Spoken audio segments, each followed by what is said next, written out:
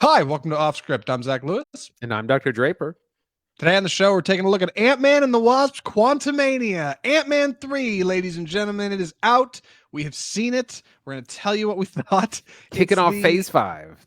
It sure is, man. Kicking off Phase 5. It's the, God, I lost count, 28th Marvel movie? 29th, I think? It's close I to think 30. we're really coming up on 30 because I remember Shang-Chi being like 26. We're also going to take a look at a micro-budget indie horror called Winnie-the-Pooh, Blood and Honey. Not from Disney, but rather a product of Disney. Disney's copyright expiring on the Winnie-the-Pooh characters. And the young director, Rhys Frake-Waterfield, jumped on it. And here we are. We have micro-budget horror. Andy and I went and saw it. There's a couple theaters in town. We're going to let you know what we thought. We need to talk about where we are with streaming content for Marvel and Star Wars. I mean, I don't know. Marvel and Star Wars obviously aren't everything to do with streaming, but like they're a large, I think, entertainment entity in the middle of it. And some people are starting to question, do we have too much? Is there too much Marvel and Star Wars? Is there such a thing as too much Marvel and Star Wars? Before we get to all of it, when you get to the news, our first story this week, How to Train Your Dragon is getting a live action adaptation. This is announced from DreamWorks Animation. It's going to be directed by Dean DeBlois, who is interestingly, the director of the original, which is promising. Dean did the first three, but I'm going to be honest. We've seen some live action adaptations from Disney. It seems like DreamWorks following in their footsteps. It feels a little harrowing. Andy, what do you think? It's definitely a big risk, but it's one that could really pay off. We've seen Disney properties earn well over $1 billion in these remakes. We also seen some of them totally flop. So it's a matter of can they make a faithful, or not even a faithful, can they make a live action adaptation that gets people excited and gets people out to the theater? I think they very well could do that. I'd be interested to see what that looks like, real life characters and obviously CGI dragons, just kind of how it all transfers to the live action screen. The original films are based on the books by Cressida Cowell of the same name. The books are fairly different from what I've heard. I haven't read them, but I've heard from people that have dabbled in it. My wife's a writer, so it comes across people from time to time. They're different, and I think these are going to be based a little bit more closely to those. But it's worth mentioning, like while I said in the open, Dean DeBlois is jumping on these to take them from where they were also co-directed by Chris Sanders, who is an incredible talent originally out of Disney.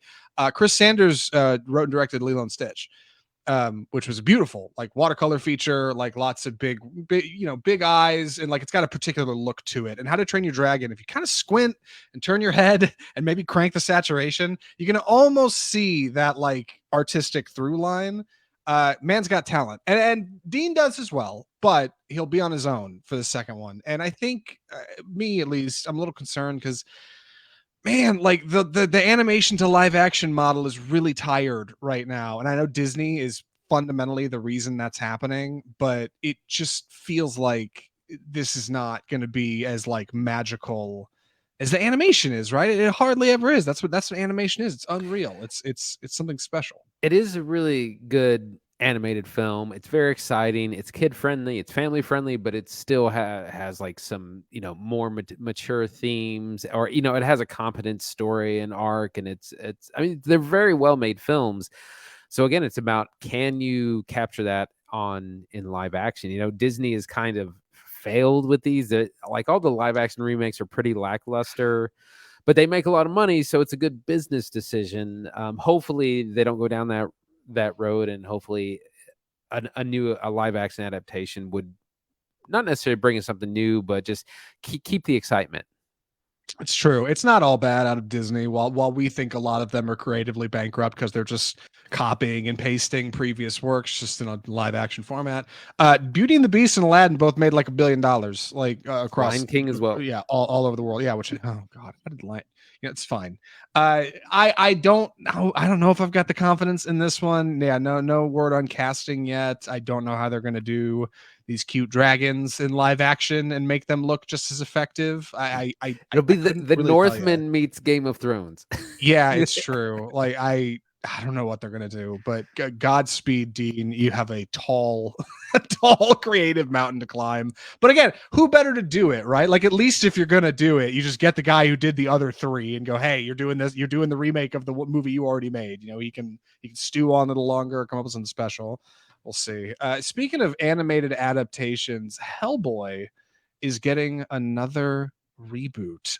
Now I don't know a lot about comics, all right, so I'm gonna let Andy kind of take the reins on this because this is about a particular uh what storyline in the Hellboy universe, and Right. Yes. yeah. Hellboy's been made twice now. Once by Guillermo del Toro in the 20 aughts, and then more recently with there was the one-off film starring David Harbour, which was kind of a flop. It's a decent movie, but it just didn't really take off the way they had hoped for.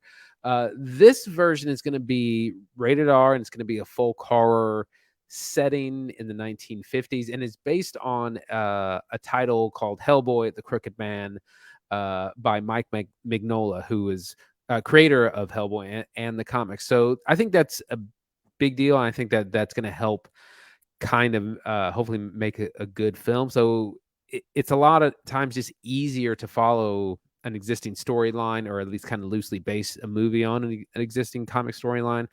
Even something like The Dark Knight is famously loosely based on The Long Halloween, a classic Batman story from the 90s. So The Crooked Man, I'm excited about this, and like I said, the creators involved, and it involves the Crooked Man is like this devilish figure as part of the secret like coven of witches in the 1950s. So it's already sounding pretty spooky to me, and I think would be an interesting like kind of first entry, and what they hope will be a series. Andy made a good point. I think part of the reason this one's got a lot of steam behind it is because not only is it based on an original story from Mike Mignola, the creator of Hellboy, it's being written by him. For the first time in the franchise, Mike Mignola has penned the script alongside his Dark Horse Comics collaborator Chris Golden. So these are the guys who write the comic. So the meat of this should be quality. Additionally, it's supposed to be rated R, which is exciting. We haven't seen that in Hellboy yet. Both films are, well, I should say three films. Guillermo del Toro did Hellboy, and then Hellboy: The Golden Army, and then David Harbour starred in the 2019 Hellboy reboot. All of them are pretty dark. None of them are rated R. This one's supposed to be a little bit meatier, and I don't think that's a bad thing. It's directed by Brian Taylor, who is probably most famously the director of Crank.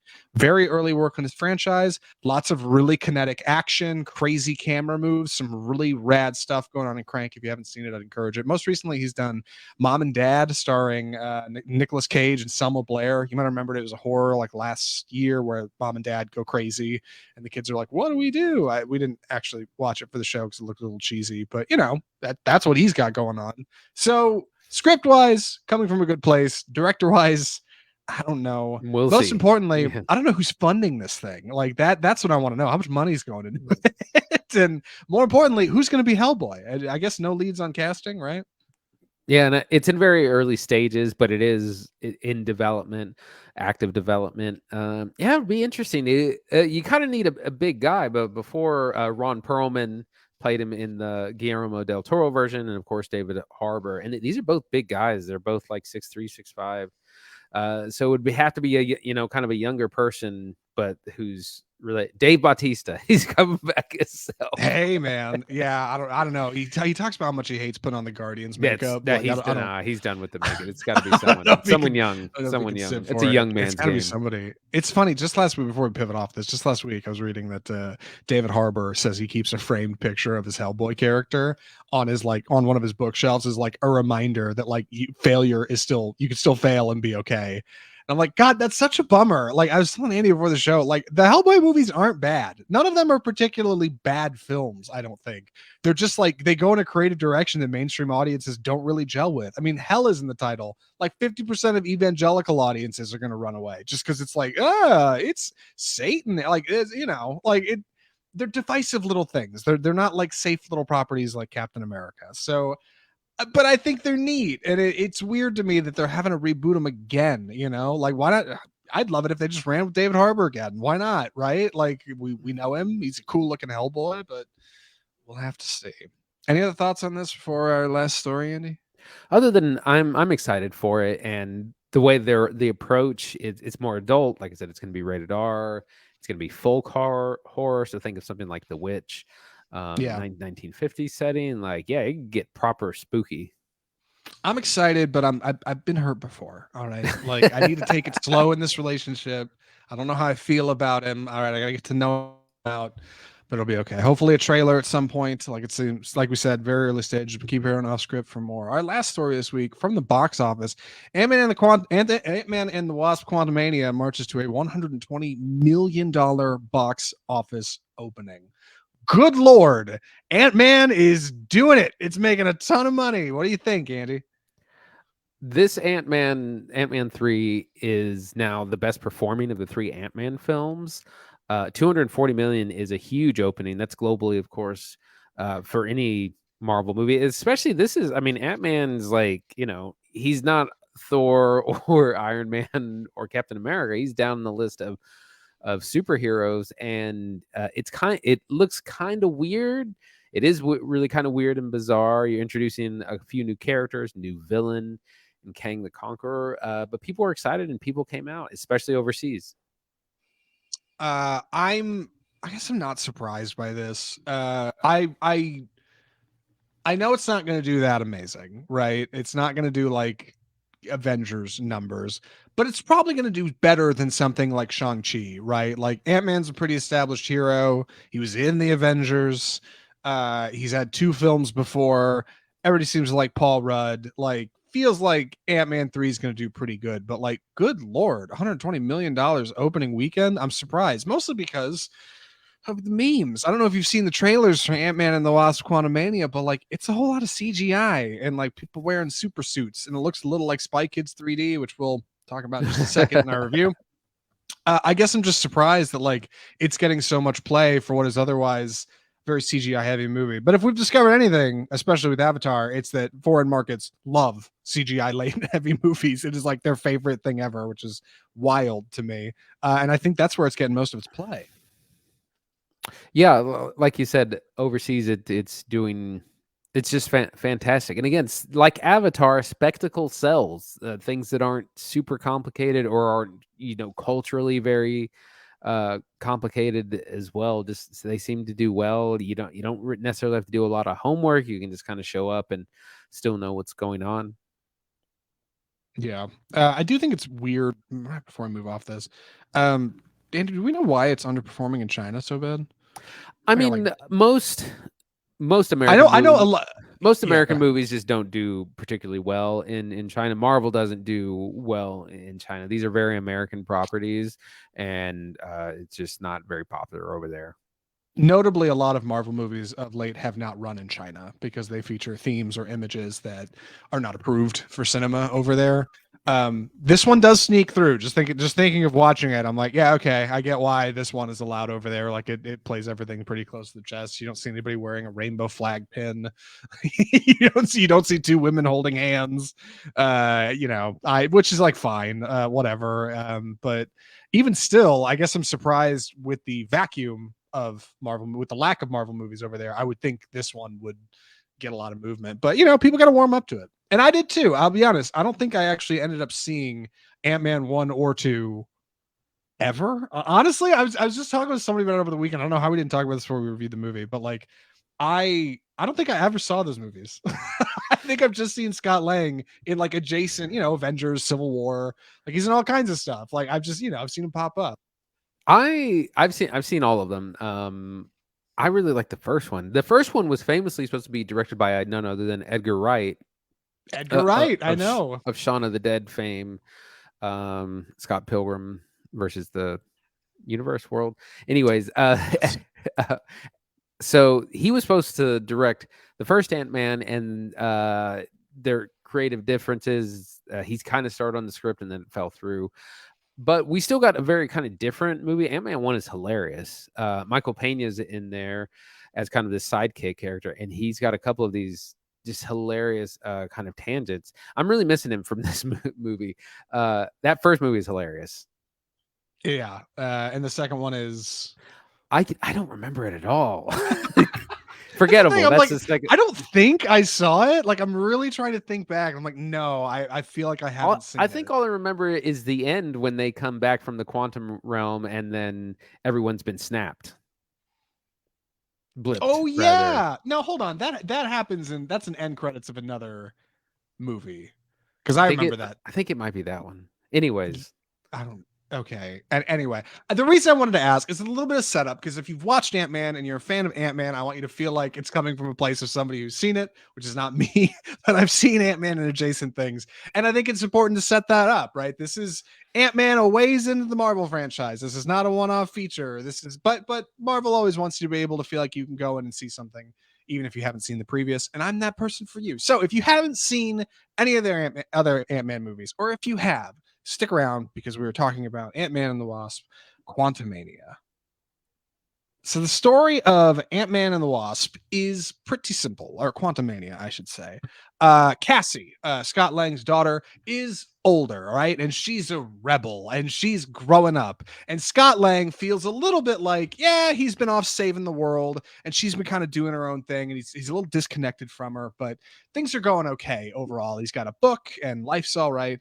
Then something happens. And one day, while the entire Ant-Man family is downstairs in the basement, who's that? Michelle Pfeiffer, good God, Michael Douglas, Evangeline Lilly, Paul Rudd, and the girl who plays Cassie, whose name I don't remember right now. All of them Catherine Newton. Catherine Newton, all of them get sucked into the quantum realm. Whoosh, right? A subatomic world of CGI landscapes as far as the eye can see. Smaller than the smallest thing you've ever even thought about in your life. Where anything's possible. Strange creatures are abound and weird happenings happen. And there happens to be one particular villain down there, one individual who's hell-bent on destroying not only the universe, but all the universes, the multiverse. And that villain is Kang. Ant-Man and the Wasp Quantumania is to be the setup for Phase 5. This is supposed to be the beginning of the next thing. And a lot of people have praised this movie as the introduction of Kang. This is going to be the next thing. Jonathan Majors plays him. But we need to talk about just what exactly is going on in Ant-Man and the Wasp Quantumania. So, with all that set up, Andy, what do you think? I was really, really disappointed with this one. And I'm a huge Marvel fan. I'm a huge comic book fan, as our listeners well know. And this was just really underwhelming. I didn't really I mean, the plot is just thin. It relies heavily on the effects, which do look great, and that's pretty much it. It reminds me of something like episode 2 of Star Wars, where it's just so much is put into the budget that like the story's getting overlooked. There's not much of a conflict down here. Our conflicts between our characters is very weak. There's some friction between Scott Lang and his daughter because he was gone for 5 years during the blip, and like she's getting into trouble, but it turns out it's Disney trouble. She's like protesting big oil or something, and ends up in jail. It's not like she was shoplifting or something like that. It's very weak.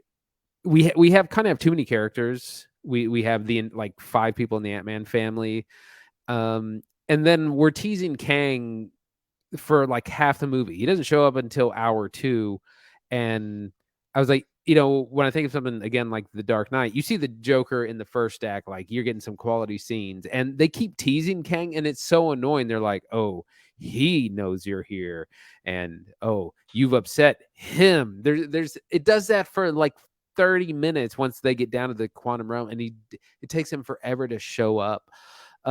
And then the way he's teased throughout the trailer is just different from what you kind of get in the movie. And overall, I was really disappointed with this. Yeah, I could tell. Me too. Ant-Man and the Wasp Quantumania is a bit of a bust. Gonna be honest, your boys here at Off Script didn't like it, but I want to talk about why. First off, you're absolutely right. I think the thing we can't ignore, it is so CGI heavy. Like, and I know you watched if you've watched the trailer, we're walking into this. I get it. But like, I guess I thought there was going to be a couple characters still on the Earth level, maybe with some drama, right? Like, or Michael Pena would be up there trying to fix the quantum realm device or whatever to get them back, or like, no, the whole, I mean, 90% of the film, 95 takes place on green screen sets. It is nearly the entire runtime. Like, and it's rough, dude, because if you're a kid, right, it's fine. You don't care. It's like any other animated feature. But like if you're an adult, and especially if you're somebody like two morons that run a movie podcast, you see every little problem, right? All the lighting sucks. The characters look like they're lost. Nobody knows what they're supposed to be doing. Like it's just a chunky feature. And if you're looking for something soft, right? If you're looking for like a generic Marvel, hey, the characters go in and do the fish out of water gag and figure it out by act 3, then Ant-Man and the Wasp is fine. I told Andy when we walked out of this thing, I said, if this thing had been made a decade ago, it would have been fine. It would have been fine. But like we're so far past this now. People expect so much more from their cinema, and I don't think this is enough. Rotten Tomatoes, I think, has the best read on this so far. The giant critic score and audience score, very divisive.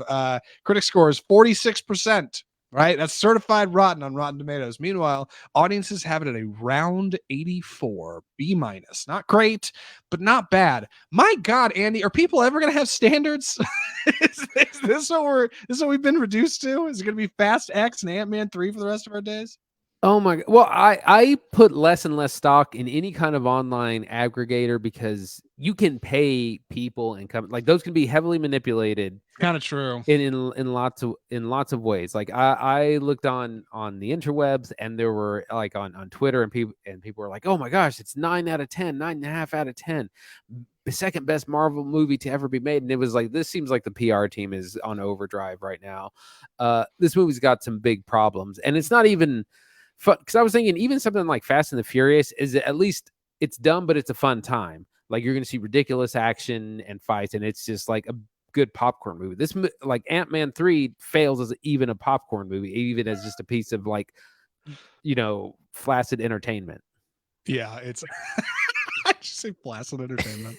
No, I agree. I feel the same way. So let's dig into it a little bit, right? We can't be all bad. So like I said in the open, Scott Lang is a hero and he's doing his thing. Like movie opens with him doing his narration. This is me. I life's great, right? Things aren't so bad. Little music, things are fun. You get a couple of very brief blink and you'll miss it cameos from old Ant-Man characters like Randall Park. He's in one. No Michael Pena, which I didn't even realize till Andy said it afterwards, but he's right. Like he's in those two features that I haven't seen, and he's not present here. And then within 10 minutes, our characters are sucked down to the quantum realm. Like we're on our way. Like, Act 1 is efficient. Gone. Act 1 is pretty solid. Yes, and the trip down to the quantum realm, right? Like you get the CGI character shrinking, like whatever. You get a great like transition sequence, very similar to like Doctor Strange and Multiverse of Madness, where Doctor Strange will like blast through a bunch of different universes. You get crazy like visuals. You see a bunch of rad stuff. Like at least that first act is a pretty efficiently paced, entertaining vehicle. The problem is, I think, and you realize very quickly with the introduction of the Lang family, Cassie being older. The script is in a word, particularly cringe, man. Cringe is the word I'd use. Like it's really rote. Like the jokes are all really toothless. Yeah, you're right. Like Cassie's not doing anything particularly exciting. She's like, yeah, I shrunk a cop car at the protest, Dad. What was I supposed to do? They were being jerks. Like it's like, okay, it's fine.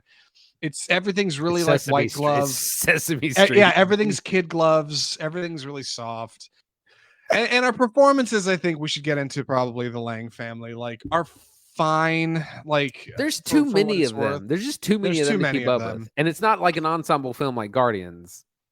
It's true. Paul Rudd is, doing the Paul Rudd thing. But like I feel like I've seen Paul Rudd in enough interviews to know like my man is not it's not really there. Like he's kind of just getting a check. He's on a green screen set. He doesn't really know what he's supposed to be looking at. They're like, look over here, Paul, say your line. Great.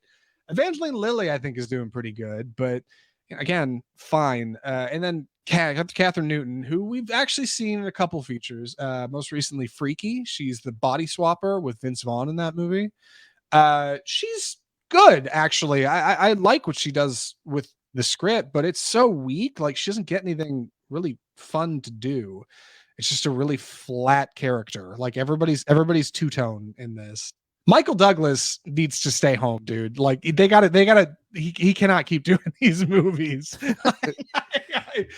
There were a couple moments I genuinely felt bad for the poor man. Like he's stunt doubled in any action scene where all of them will be featured. He'll like have his head turned away on screen. Or there's one bit where they're like riding this big beast in the quantum realm, and his character has a full bandana with big goggles on.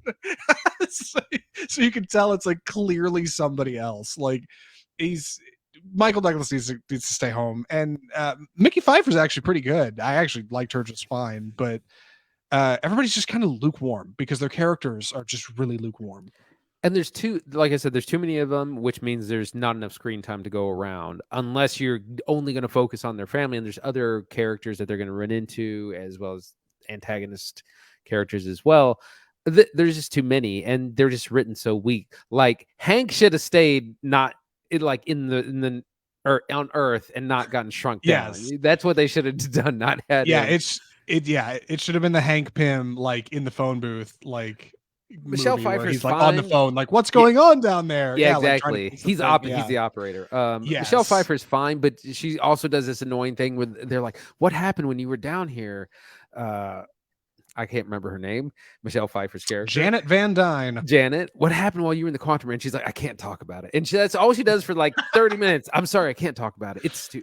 Yes. And it's like, yeah, you could probably tell. Like we all know about Kang. He's been announced for 2 years now, and he's in the trailer. You can just tell us about Kang the Conqueror. Like I said, Catherine Newton, Cassie Lang has a friction-filled relationship with her father, kind of for no reason. She's like, "You were gone. You weren't here for me." And it's like, well, you got blipped by Thanos. You weren't. It's not like he was off gallivanting around the globe or something. So yeah, there's a weird dynamic there, and then that's a good conflict to start with, but it just never is really developed, and it just sort of resolves out of nowhere. So our cast is fine. Jonathan Majors is the big draw as Kang the Conqueror, the new big villain they're introducing for phase 4, 5, 6, I guess. I was really expecting a lot more. He's fine. I think his character is just written very weak. He should have like some great monologuing, some quotable lines, some good speeches, and it's like villain of the week. He's just not done justice. And I know he can bring the heat, and he's just not really given much to work with. That was one of the great things about Thanos, is he was written so well. Like Thanos is endlessly quotable throughout the movies and like I couldn't tell you a single line that Kang says. Yeah, Act 2 of this feature, obviously, is our characters in the quantum realm. They start to get their footing. And this is where the plot really becomes like, or the script, I should say, really becomes like an effort of conveniences. When there needs to be some kind of like hurdle for the characters to jump, Janet Van Dyne will be like, well, I don't want to talk about it. It was a long time ago, like she will just kind of push things off. Or we may have some like weird happenstance in the quantum realm, right? Some weird creature will roll up and they're like, oh, what do we do? And you get like a 2-minute fight scene to make it kind of exciting. And then one of them will shrink it with, their Aunt Ray. But then whenever they need something to move forward, Janet Van Dyne will be like, I know a guy from when I was down here before. Or, oh, look, we found a convenient spaceship that will fly us directly to the next part of the plot. It reminds me of like the critique people have given, or some critics of Star Wars give like the Force. The Force is just like a tool of plot convenience. It's all over this movie. Like anytime there's a problem, somebody has an immediate fix. And it really does have like a movie of the week kind of feel. Like it just feels flat. But by the end of Act 2, we do finally meet Kang. Kang the Conqueror, like Andy said, has been built as like this super thing, dude. Like the marketing and PR around Kang has been hot, and Jonathan Majors is a hot talent. All right, a hot commodity. He's the cover of Variety this week. Like my man has got the chops, but this script does not give it to him. He's got a couple kind of clever things to say about time, but it doesn't give him like the space, and it doesn't give him like the breadth to be this kind of mythical hero that all of the marketing is acting like he is. It's the exact same problem I had with Batman in Zack Snyder's Batman v Superman Dawn of Justice. Like, you probably should have given Batman his own movie first, or you should have built Batman into like 5 other things and built him up as this kind of like big thing, and then you roll him into the feature. Instead, they just kind of told us Kang is going to be a big deal. Disney's got a line out right now about Kang's larger goals for phase 5 of the Marvel universe. It's like, you could have just put that in the movie, but they didn't, like, because the script doesn't have Not it. It's only just not that, there. there is so much telling and not showing in this movie. One of the things about Kang is he's like, he can manipulate time. He can go forward and backward, can jump from timeline to timeline, from multiverse to multiverse. We never see any of that. He just talks about it. He points to like a chart on the wall and said, like, these are timelines. I'm cutting them off. Right. I'm cutting them off as they get out of control or something. We never see it. We never see that demonstrated. He's like, yes, I've killed Avengers before. We never see it. And yes, and kind of what the trailer teases is that he's going to give Scott Lang kind of an impossible choice. He was like, give me what I want, or I'll erase you from existence, or something like that. That never really happens either. Like, there's supposed to be this incredible being who can manipulate time and multiverses, and we never see that demonstrated in any kind of meaningful way or anything that's going to make us go, oh my God, this is such an incredible bit. Like, his big thing is a blue beam. He like shoots a blue beam, and that hurts people.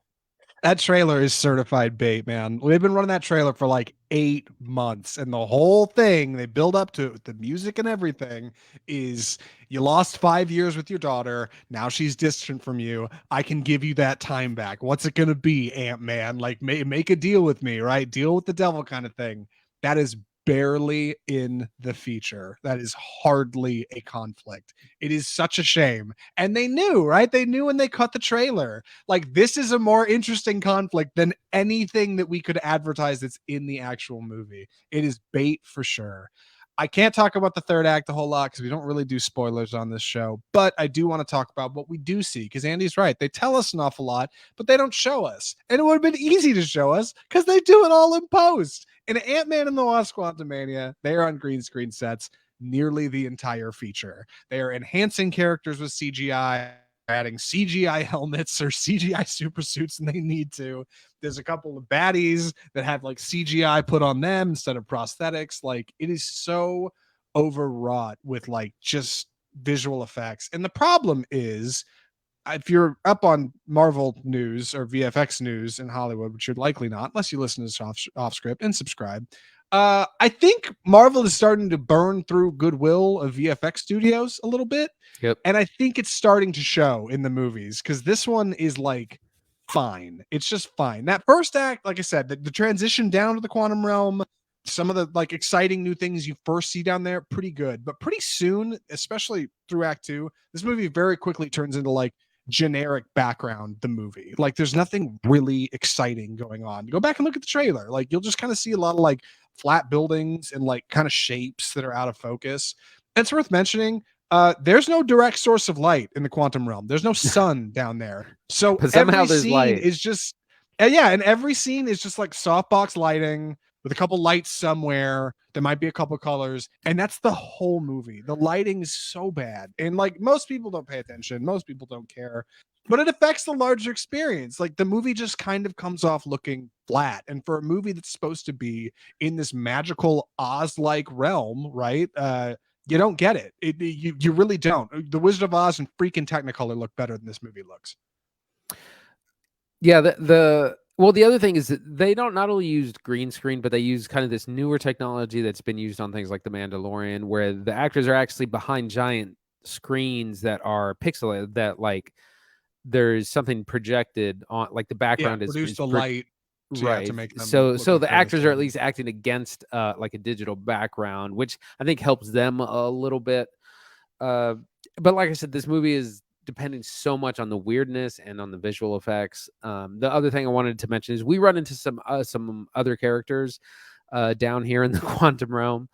From the trailer, we see Bill Murray makes an appearance. MODOK, which is this like killer robot. Yeah. We see, but there's all they meet these like oppressed rebels, resistance down there who are kind of like rebelling against Kang, and it's just a very weird shoehorned kind of revolutionary type group. If you've seen Black Adam, it's the same thing. Like there's a weird revolution thrown into this superhero movie, and they do it again in Ant-Man and the Wasp: Quantumania. It's really bizarre. It really is. Like overall, you end up with a feature that is like just kind of dull. And it's weird because like I said at the top, like if this movie had been made a decade ago, I think it would have been relatively well received. Like I think people would have seen it and been like, "Yep, pretty good superhero movie, not too shabby." But like we're just in a different place now. I think there's a tweet I saw that I'm going to rip off from this, but I think leading up to the pandemic, like we had Infinity War, we had Endgame, and that felt like a genuine like close of a chapter. Like we had this huge penultimate thing, and we had reached the tippy top, and that was awesome. And then the pandemic happened, and we all went on hiatus from watching Marvel movies for like 2 years. Right? There were a couple that came out, but nothing really going on. And then Phase 4 is really lackluster because they're trying to build something new that nobody cares about. And by the time we get to where we're at now, we have Top Gun Maverick in theaters and we got Avatar 2 in theaters. This doesn't cut it anymore. People aren't impressed. I mean, people are mildly impressed. If you want to run it to the Rotten Senate score, it's a B minus, dude. Like you're not putting out A plus cinema here. And I think somebody at Disney's got to know this, right? I think somebody at Disney can look at the chart over time and go, okay, yeah, we are still making $100 million films, but there's a downtrend here. Like it's going down. And I remember when Marvel movies used to come out and they'd put the Rotten score right in the commercial, right? You couldn't avoid it. 95%, like, certified fresh, whatever. 91% certified fresh. Nothing like that for this movie. They're not even touching it because somebody back there knows. Somebody back there knows this is lackluster. The people who made the trailer know this is lackluster. The people that made the VFX know it's lackluster. Ant-Man 3 is a big miss for me, man. And I wish I didn't feel that way. I remember being so excited when Marvel was in phase 1 through 3. When I saw like Captain America, Winter Soldier, and Civil War, those movies were way better than they deserved to be. Like they had very mature themes. Winter Soldier is about like security versus safety. Civil War is about accountability versus responsibility. Like they have these very adult themes and that are developed really well. And the movies were so great, and they would kind of tease some larger things. They're like, oh, there's an Infinity Stone here, and Thanos is coming. But that was off in the background. Now it's like the opposite. It's like they don't care about the main movie. We just want to tease the big overarching thing. And those movies got better. Like those two that I mentioned, the Captain America movie is very good. But then we got Black Panther, we got Thor Ragnarok that were even better and even elevating the genre. Now it's like back to the basement. Yeah. And I don't know. I think Marvel does have maybe a bit of a plan going forward. Actually, our Death of Cinema segment in just a minute is perfect cannon fodder to talk about this. Actually, couldn't line it up better. With that being said, any other thoughts or recommendations on this, Andy? I'm ready. Andy, would you recommend Ant-Man and the Wasp: Quantumania? I'm gonna have to say pass. Even as someone who's excited about, I love comic books and Marvel and stuff, and this was such a chore and it was so lazy and so uninspired. I would just say, if you're a little interested, just read the synopsis and wait for the highlight clips to come out online, because it's not even worth sitting through just to know what's going on, because nothing happens. There are no stakes. Everyone's got plot armor. Nothing meaningful develops. It's got some nice effects, but that's kind of about it. Pass. Yeah. I'm in the same boat, like big pass. It'll come to Disney Plus. Don't even worry about it, man. It's fine. It's like a screensaver of a movie. You know what I mean? Like it is acceptable. It is visual. It's fine. Like I wish I could say there's more to it. I really do. It's too long. It's 2 hours, 5 minutes. Should have been a tight 90. Like it's an okay script. Like it's visually fine. I think a lot of people that have praised it have said this movie's going to be remembered because it's the one that introduces Kang. And like, I honestly think Kang will play better in whatever the next feature is, because they may not have to do as much introducing. Maybe they can just jump right in with them. And I think that'll play better all around. Like, this movie's just kind of mid. I wish the best for director Peyton Reed. I would encourage him to get out of the Ant-Man movies. This is his third one. Go do something else, my guy. Like, just Get on out. go and like, I don't I don't know what they're gonna do with Scott Lang next. Like, the Ant-Man family is alive and well here. Everybody's rocking. So I assume we're getting another film at some point, right? Like, they're gonna have to start to curb it. But you got the world's greatest scientist and the world's greatest thief and an Avenger just kind of sitting on the sidelines with a mediocre third film, and that's a bummer. So with that, we should move into our next segment. Andy, you want to intro this for us? It's time for the death of cinema. So we're going to be talking about Disney again, which we talk about quite a lot on the show. From kind of reviewing this article from the Hollywood Reporter, how much is too much Marvel and Star Wars? Disney is rethinking their franchise output. Bob Iger is back, and I'm starting to call him Bob the Butcher because he's cutting. Sure. He's cutting budgets. He's cutting jobs. He's cutting production. They're going to be pulling way back on some of the production on particularly Marvel. During kind of phase 4, we got 18 projects, or actually between kind of 4 and, I mean, just a ton of Marvel stuff. We got like 11 movies, 5 or 6 TV shows. It was just a ton, and it was kind of quantity over quality. And Bob Iger has realized that, and he's trying to reassure the investors, because he has to figure out, or he's trying to figure out how to make streaming profitable. And one of the things that they're going to do is really come back on the number of shows and movies. Iger is a very fondly remembered CEO, especially after like the short run of Bob Chapek that we've had. And he is running a masterclass on how to finesse investors and also seemingly direct a company in a correct direction. Marvel is making way too much content. He's cutting back, and he's telling investors, we're cutting costs. We're saving money. We're going to make more. It's brilliant. It's brilliant. And fundamentally, I think it's the right move. Like, Marvel is making too much stuff. There are 5 Marvel features coming out this year. 5. I don't know anybody that can name all of them. I don't know a single. I can't name all of them. Oh my God. And we do a freaking movie podcast. It's crazy. And it's like, it's just too much. And I think, again, if they can look at a chart of growth and where they're at now, in general, they're going to start to see a downtrend on returns.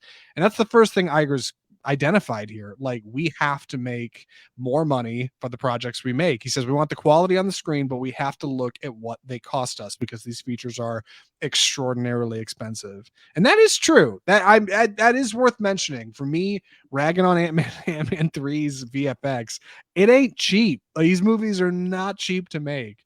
And then they come out and they're just kind of like fine. And I think that like that wall between how much they cost and how much they make is starting to thin, and they're realizing, hey, we can't do this forever. This is a big critique of Bob Chapek. Like, he was just kind of squeezing the blood from the stone. He wanted to lean on legacy properties and just make money with what they already had. And Iger realizes, no, like, you have to keep putting fuel in the tank. you gotta add more so the House of Mouse can continue to churn. And now he's got to figure out the best way to do it. Right.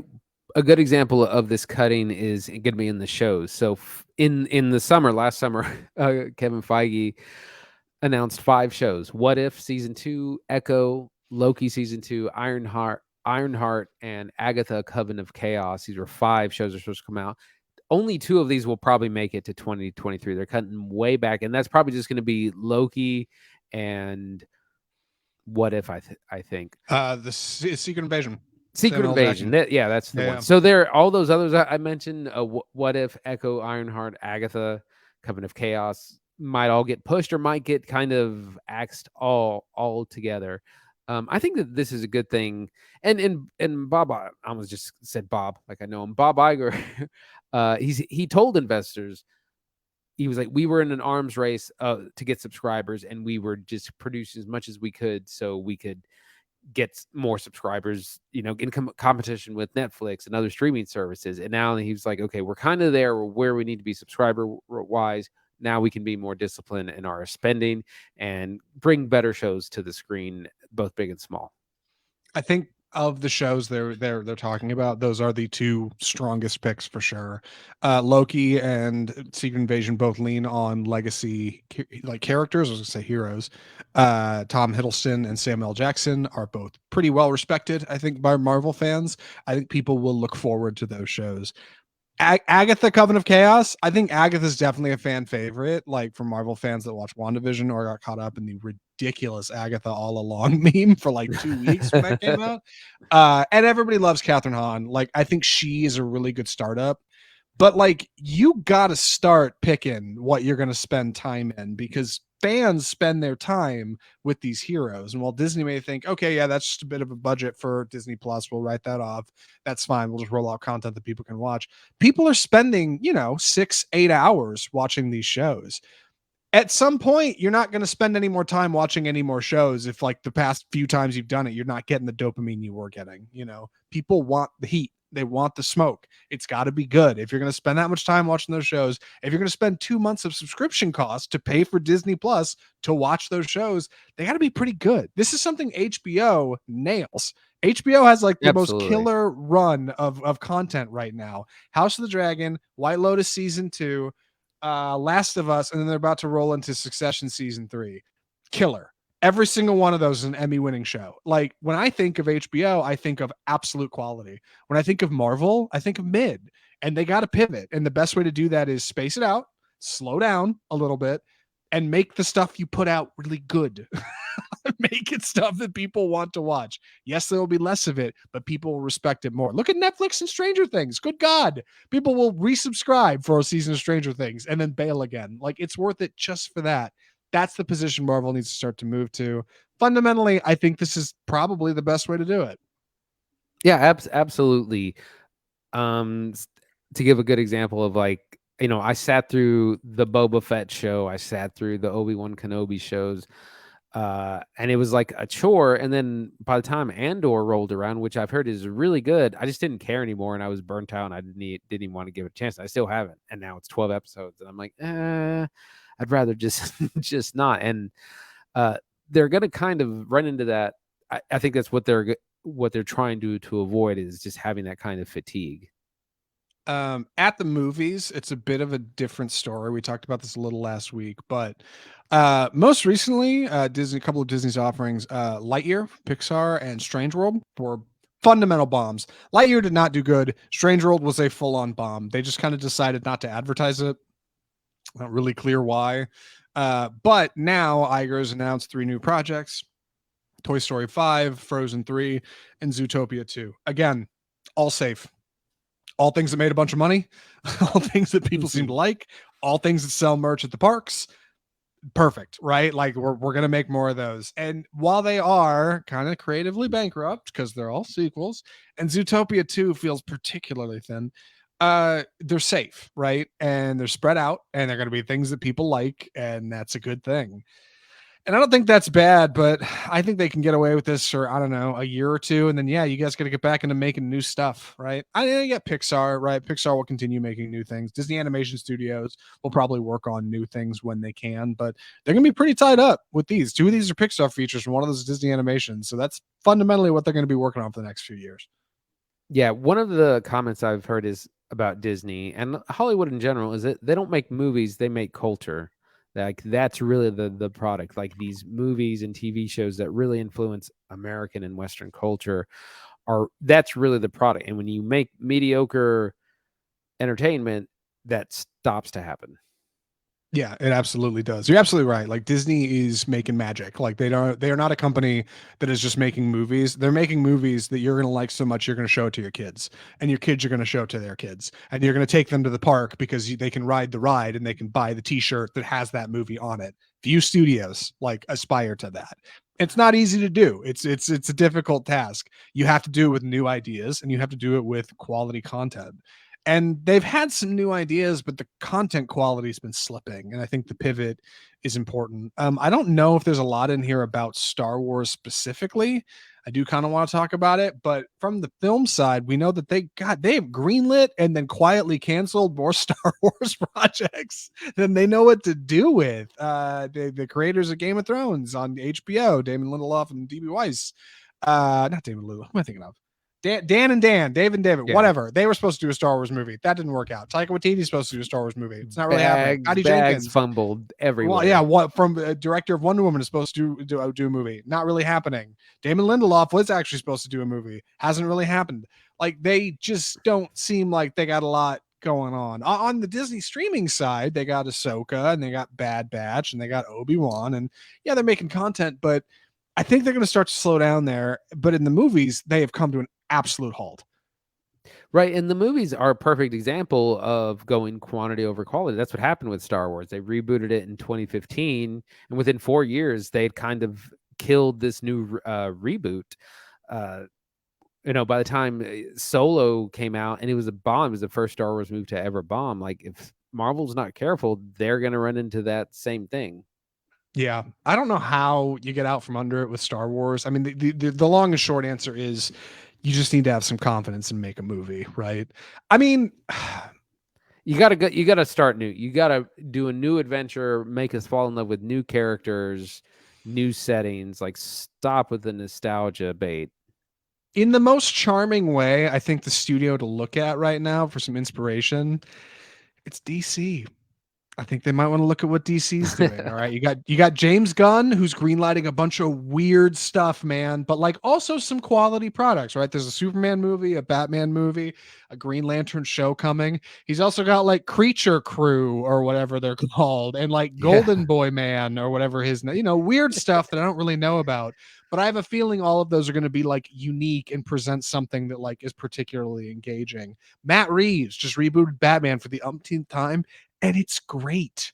Robert Pattinson's The Batman is a really solid feature. Todd Phillips, director of The Hangover, made a Joker movie, and it's really good. Like, I think maybe they should take a peek at the other side of the table, because, like, for once, I think DC might be moving in a stronger direction. I think Marvel needs to start, looking at how they can catch up creatively. Yeah, like I said, they're in real danger of fumbling the bag, and they're bringing us a bunch of characters that we don't really care about. Like we said, Shang-Chi, Eternals, these were cool characters, but then they're not really developing them. They're, we're not getting sequels. Before, we got, 3 Iron Man movies, 3 Thor movies, 3 Captain America movies. They were really investing in those characters, and now they introduce a character, and then who knows when we're going to see the Eternals again? When are we going to see Shang-Chi again? I mean, yeah, eventually. But they're just so not memorable now. Yes, and at the new pivot here, that like, oh my gosh, we're only going to make stuff that's really quality. Is it worth following those characters up at all? Because every one of those films ends with the tease. Every one ends that this is going in a new, exciting direction. I mean, they're supposed to shoot Blade next year, which, God, I still can't get over. You got Oscar winner Mahershala Ali attached to star in that, and you lost your director 2 weeks before you started shooting. Like, good God. Like, what kind of I thought nightmare? he walked away. I thought Mahershala Ali walked away. I don't Did remember. he? I haven't heard that. Possibly. Maybe he did. I hope not. In trouble. It's a shame. Yeah. Eternals is up in the air. Shang-Chi's up in the air. Black Widow's up in the air. There just seems to be no central driving force here, and they have got to get it under control. I wonder if we're going to be hearing about Kevin Feige taking a walk in the next, I don't know, year or two, probably. Oh, it's time for me to move on, right? Like, it just feels like the phase 4 bag has been fumbled and phase 5 is not off to a great start. Mm-hmm. With that being said, speaking of bag fumbled, we need to talk about our final film. This is a weird one for off script. It's kind of movie we don't do that often. We do micro budget indie horror. This one's unique. Andy, you want to tell people a little about this before we jump into it? Yes. Listeners? So, should I introduce it first? Yeah, go ahead. Winnie-the-Pooh, Blood and Honey. So this is the kind of horror reimagining of the beloved Winnie-the-Pooh property. For those who don't know, Winnie-the-Pooh recently entered public domain. It is it's not owned by Disney. It's not owned by anyone. And so a horror director, Rhys Frake-Waterfield from out of England, took it upon himself to reinvent this character in a kind of twisted, dark, horror setting, as kind of as a slasher film, essentially. It you have all the kind of trappings of Winnie the Pooh. You have the 100-Acre Wood. You have Pooh, Piglet, and some of the other characters we know. Yes. The basic setup is that Christopher Robin plays with these characters, and then eventually goes off to college, leaving them, and they're like real life animals, and they're kind of left in the woods, and they become feral. They've been abandoned. They're lonely, and they develop a hatred for humankind. And then a group of young girls, of course, go wandering in the woods, or they book an Airbnb out in the woods, in the realm of Pooh Bear, and he goes on a killing spree because he hates humans now. And that's basically the setup. There's really not much more than that. It's very much done in like the style of an 80s slasher. Very, very Yeah. thin storyline. It's all about the gruesome kills. So that's Winnie the Pooh, Blood and Honey. Zach, what'd you think? First off, I guess I thought it would sound better when you described it, but I think it might actually sound worse. So notably, I think it's worth mentioning, if you're an audio listener of the show, if you haven't seen the trailer for this, these are not Disney-fied versions of the characters. Disney still owns the character designs, the music, right? Like, can't do any of that. It's got to be really based on just like the core story that Disney based their characters on. That's acceptable. So while our characters do somewhat resemble like Pooh and Piglet, they're not. They're pretty far removed from that. Andy's right. Our characters our slashers here are like half men, half beasts. This is described in the opening of the film with this like sketchy After Effects looking Animation, Procreate animation where it's like, yeah, Christopher Robin went off to college and then they went feral and, and murdered some of their own and got crazy. And then it quickly transitions to like Christopher Robin heading back to the woods with his wife, like, come on, honey, I'm going to show you my friends. She's like, they're imaginary, honey. They're not real. But then they arrive at his old kind of hideout and come to find like things are not what they seem, and these which characters is clearly like a rental. yeah. It's like It's an Airbnb. This is where cabin. we used to spend time when I grew up. Yeah, and it's like there's like a gas grill out there, and a hot tub, cars, a tree house, and you're like, what is this place? Yeah, like this is out in the woods. Like what is that? Anyway, yes, our two slashers, primarily Pooh and Piglet, are featured as two large characters with just kind of wearing plastic masks and on occasion wearing gloves to match, and then just like thick clothes so you can't really see like any other, you know, skin or flesh on them, or fur, I guess is what would be appropriate. This is I think the best approximation for it is like a so bad it's good kind of horror movie, right? Yeah. Like so low budget and bad that you watch it with your friends and like everybody laughs and goofs on how bad it is. But man, it struggles to hit that.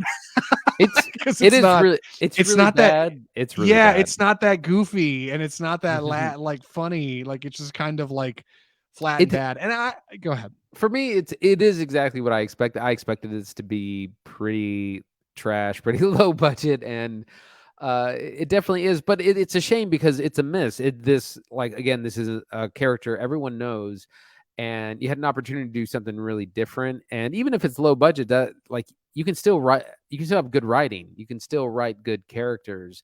You can still have a good, you know, form, outline, structure to your film. And we really don't. It's really just like, this is a slasher and you're going to get 90 minutes of slashing, and you don't really have like act 1, act 2, characters, conflict. Like it's like it was written by a 14-year-old who's just like, now Pooh kills people, and now hot girl gets in hot tub and strips naked, and then she's killed. Like it's so kind of juvenile in a lot of those things, and it was like it's kind of gross. You just have all these like scantily clad women getting killed.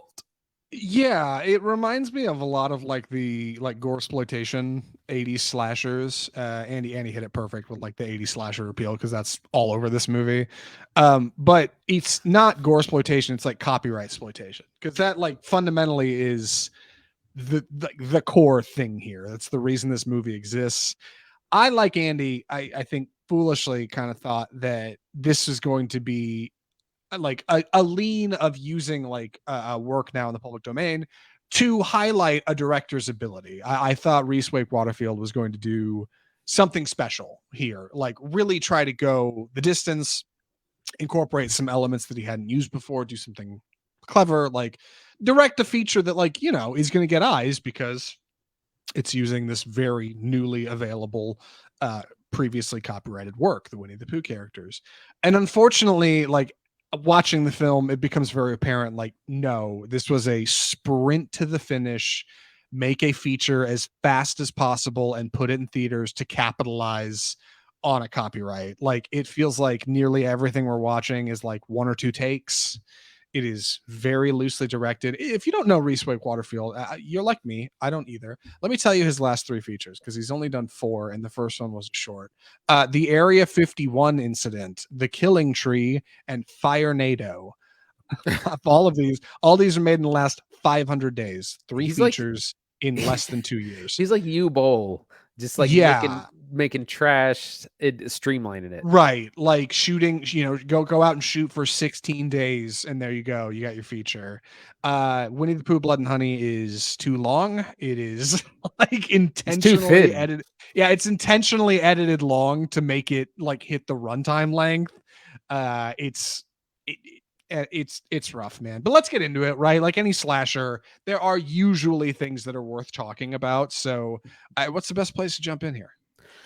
So some of the things that did kind of work for me are the look of the film. Like some of the cinematography is actually kind of good, and that's how you can tell that he's made several features because it's all shot at night.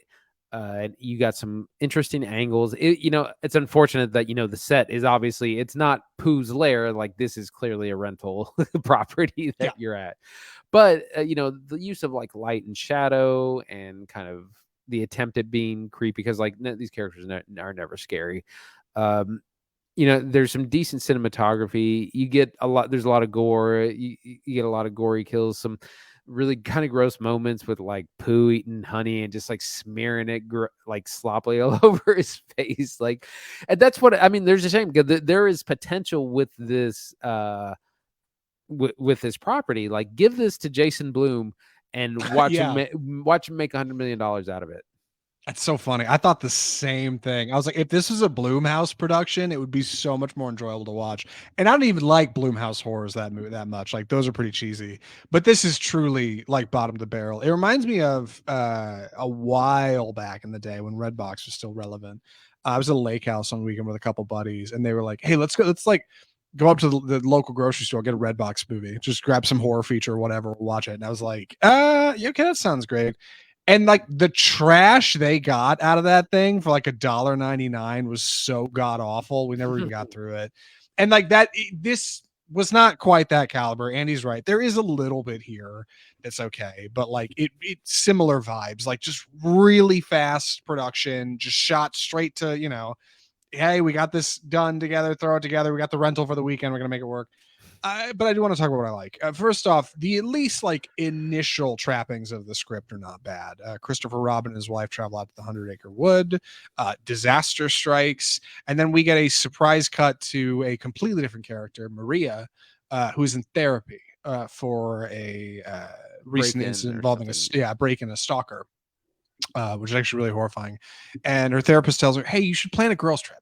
Like you should get out of town, all right, and go out to somewhere special that like feels safe, and tell your friends about this. Like maybe just invite them into your heart, and like I was like, okay, really boring sequence, but okay, I think the idea is not bad.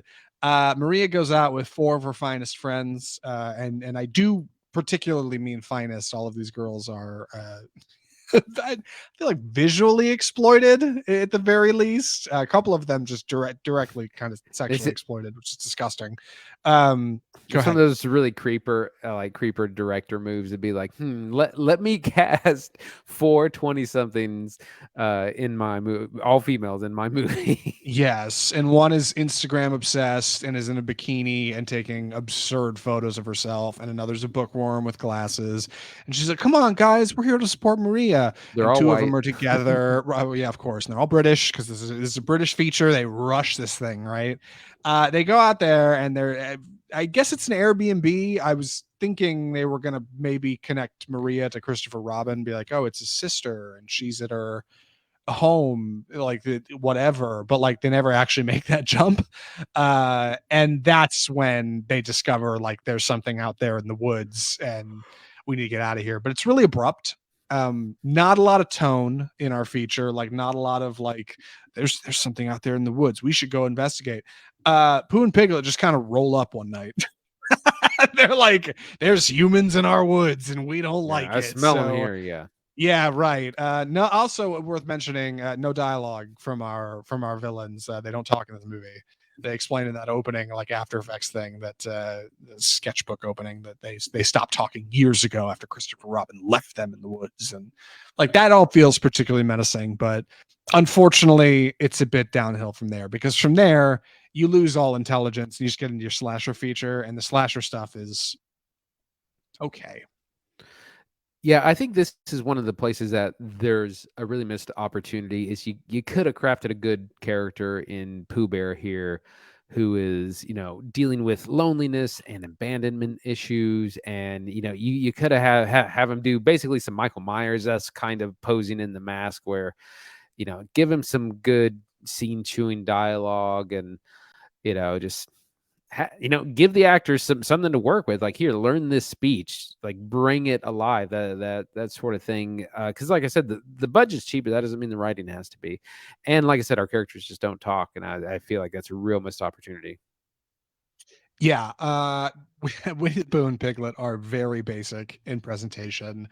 They are just big dudes with a big overhead mask on. I forget the name of the mask company. It's in the credits, though. I need to look them up. And Pooh on occasion wears gloves, yellow gloves to match. Only in close-ups though, because there's definitely a couple scenes where he's like running in the woods and it's clearly like dude's hands, which like wouldn't be bad. The movie does kind of get away with it in the open. They say that they are like half man, half beast hybrid things. So like it's fine. But it's clearly so bad it's good territory. Like you're not fooled, nobody's fooled. You're all supposed to watch this with your friends and laugh, but it does also peek at some gore. A lot of the gore is really explicit. This is unrated. It's actually put out in theaters by Fathom Events. They put it in 1,600 theaters, trying to make that sweet dough. And they really just hit it with a lot of After Effects, like, and kind of goofy, like blood CGI to kind of, that they bought in a kit. It also feels like, I'll mention this. The music is supposed to be composed by Andrew Scott Ball. I don't know who that is. I swear to God, it sounds like they just bought a few music packs. Like it really sounds like stock music through a lot of this movie. It doesn't sound Yeah. like it's intentionally composed for the feature because it feels really disconnected from like what's happening on screen. The energy is never perfect. The tone is never really good. I think they just bought music and credited the guy who made it, Andrew Scott Ball, but it's fine. Also, lots of nudity, and none of it ever feels good. Like that's part of what really sucked about this movie for me. I think I had a Like, it's out of boyfriend the girlfriend walk 80s out. Yeah, like there's an early kill with one of the girls where her shirt gets ripped off, and then she for gets no murdered reason. shirtless, and she's not wearing a bra either. Like, so it's out and about. And I just feel bad. Like I don't want to watch a girl with her shirt off get murdered. Like that's gross and Where vulnerable it's and just so weird. exploitative. Yeah, and like it's funny because Rhys wrote the script and he also edited the feature. He's the editor. And I think to like this stalker character that like Maria's got in her life, who like not only is like a guy who was outside her window one night, like apparently has like hundreds of pictures of her and has been sneaking into her house. And there's a sequence where he's literally like trying to take her clothes off while she's sleeping. It's so gross, dude. And it's like that doesn't come from like a well-balanced person. That's pretty disgusting. And like that's only a couple of the incidents. There's even a couple more. There's a sequence in a hot tub with the Instagram girl. Like that stuff just does not feel good. And yeah, like Andy said, I think on the one hand it's like 80s exploitation, but it just feels like that's the reason this isn't rated, because there's no way the MPAA would have cleared that. They'd be like, you can't show that to people. That's disgusting. Yeah, absolutely. Like I said, it's a product of a long bygone era, and I think this guy's one shot because he's talking about doing more of these, like looking for other properties that are in the public domain, like Peter Pan, and doing like equally kind of twisted versions of like, well, I'm not going to go see it because this one was so bad. Yeah, that's the funny thing. They made this movie for about $100,000. They ran it into 1,600 theaters via Fathom events, and it's made nearly $1 million, like 10 times back. There's no better way to say like horror is alive and well and booming right now than to look at something like the success of Winnie-the-Pooh, Blood and Honey, which is funny because this is not the only recent micro budget horror indie we've seen. We watched Skinamarink. And Skinamarink is so drastically different from this feature. We've already covered it on the show. Feel free to go back and check out our review from just a few weeks ago. But Skinamarink, like, I had so much more respect for the director. I think Skinamarink is what I thought this was going to be doing. Skinamarink is like a really simple idea, and the director who made it said, "Man, I really want to put it all out there for this one. Like, I want to go for it. I want to express myself in ways I haven't before. Try new things creatively, like put things on screen that people haven't seen." And it comes off as something like really special and weird and different, even if it doesn't work for everybody. And Winnie the Pooh, Blood and Honey, meanwhile, feels like rote. And I've seen this a million times, and this isn't very interesting. And like, it's a damn shame. It's a damn shame because our director not only says he wants to do more, the credits of this movie and with Winnie the Pooh will return right out of a Marvel film. It's great. Yeah, that's right. Yeah, and his next feature is supposed to be what is it? Peter Pan's Neverland Nightmare. And then he also wants to make Winnie the Pooh, Blood and Honey too. That's what he's currently got announced on IMDb. Bloodier and honeyer. Actually, I take it back. Peter Pan's Neverland Nightmare is currently in production, according to IMDb. So God, shooting that right now. I'm real skeptical. I'm sure it'll put out a decent trailer, but like, if my man wants this to work, he's got to start making better stuff. Absolutely. Are you ready for recommendations? I think so. Yeah, I got more I want to say, but like, I feel like I'm there's not really too much to say. Yeah, like I guess I don't know. I just feel this general feeling of like disappointment. I was really hoping this was going to be like meme quality, some good stuff in here, but it's rough. With that being said, Andy, would you recommend Winnie the Pooh, Blood and Honey? Largely pass, I would say, unless you're really interested in it, or you want to have a so bad it's good night and grab some drinks and popcorn and some friends. Keyword lots of friends to laugh at it. Outside of that, I would say pass. It's a big miss, and it's a shame because I think could have done something really cool with this.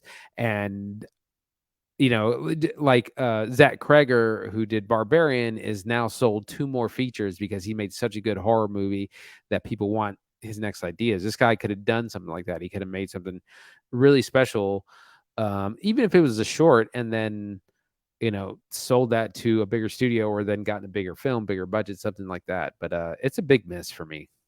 Yeah, like a critical misstep from the director and writer editor here in thinking that like, oh, I'm just going to turn this out quick as possible. With where Barbarian went, with where Skinamarink has gone, like I just the littlest more amount of effort would have turned out like vast returns. I think there's no reason this couldn't have been a 2 million, 3 million, 5 million, $10 million feature.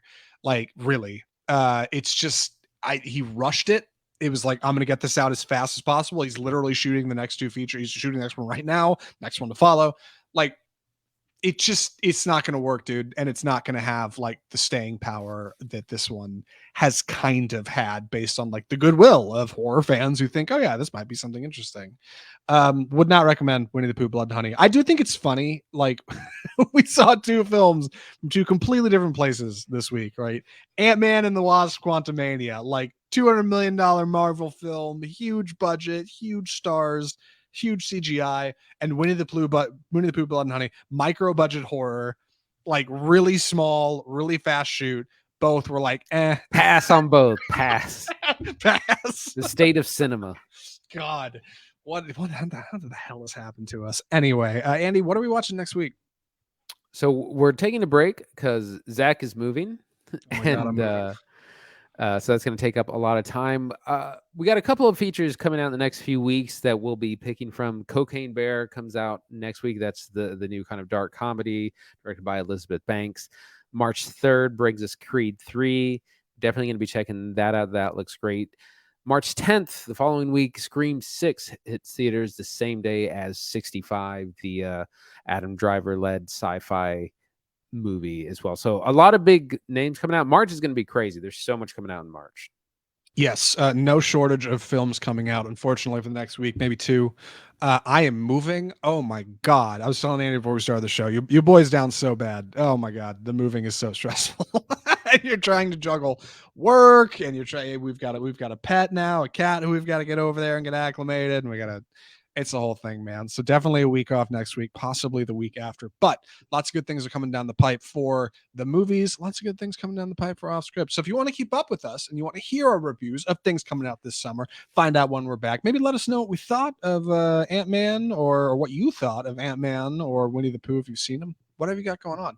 The easiest way to do that is to follow us at Off Script Film Review. We're on all the usual sites, right? Facebook, where we live stream the show every Tuesday. We're on YouTube, where we upload our live streams after the fact and post individual clips. A lot of actually cool stuff going on that YouTube page lately. We put some time in. Y'all should go check it out. We're on Twitter, we're on Instagram. You can find our website, you can find our website, offscriptfilmreview.com, and you can email us correspondence at mail@offscriptfilmreview.com to weigh in on the show, or let us know what you thought of a movie, or hit us with the recommendation, something you think we should watch. Whatever it is, we'll talk about it. We might even read it on the air if it's good correspondence. Don't be afraid to write in and share with us here at Off Script. And if there's anything you can do to support us, it's just subscribe. Subscribe to the show on your favorite podcasting platform, iTunes, Google Play, Spotify, iHeartMedia, wherever you're listening to this show right now. Or if you're on YouTube, hit the subscribe button, ring that notification bell. I don't know. They tell me that helps. And keep up with your boys at Off Script.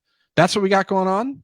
Again, apologies for the hiatus, but we'll be back sooner rather than later with more exciting films right here on Off Script. From all of us at Off Script Film Review, the home of bold cinema, I'm Zach Lewis. And I'm Dr. Draper.